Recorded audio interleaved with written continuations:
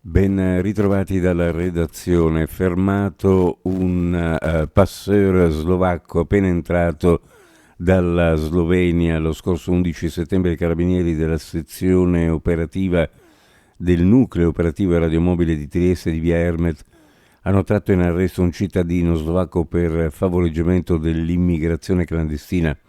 I militari impegnati in consueti servizi di retrovalico e controllo del territorio nella zona di Caresana hanno incrociato un furgone con targa slovacca con vetri oscurati che aveva appena fatto ingresso in territorio nazionale proveniente dalla Slovenia. Il successivo controllo del mezzo ha accertato la presenza a bordo, oltre che del proprietario del mezzo, anche di 9 cittadini turchi privi di documenti di identità. L'operazione, coordinata dalla Procura della Repubblica, ha portato all'arresto dell'uomo condotto al Coroneo e al sequestro del veicolo utilizzato. Un goriziano di mezza età, di cui non sono state fornite né le generalità né le iniziali, titolare nel passato di un'attività di e-commerce, ha creato una propria criptovaluta incamerando indebitamente oltre €500.000, soldi che sono stati sequestrati. La sua attività è stata scoperta dalla Guardia di Finanza di Gorizia al termine di articolate indagini coordinate dalla Procura della Repubblica. I reati ipotizzati nei suoi confronti sono abusivismo finanziario e autoriciclaggio. Spandimento di olio nella zona di via Ghirlandaio a Trieste lungo varie vie situate sopra piazza Perugino ieri sera.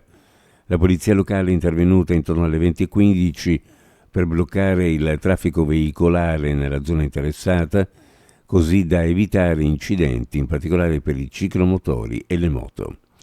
Sarà un maxi cantiere quello che verrà allestito a partire da questa sera sulla autostrada A4 con circa 200 persone tra personale interno ad Autostrade Alto Adriatico e maestranze delle ditte appaltatrici impiegate in diversi tratti tra gli svincoli di Latisana e San Donà.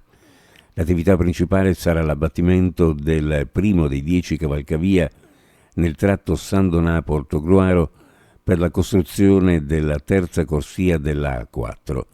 All'opera ci saranno escavatori dotati di pinze e martelli pneumatici che verranno impiegati per lo smantellamento del manufatto.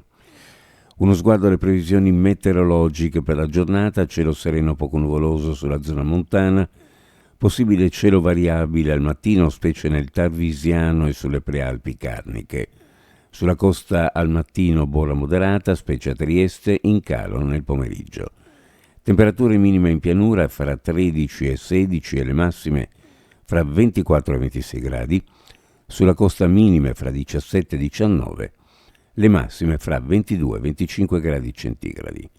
Previsioni a cura di ARPA e FVG Meteo.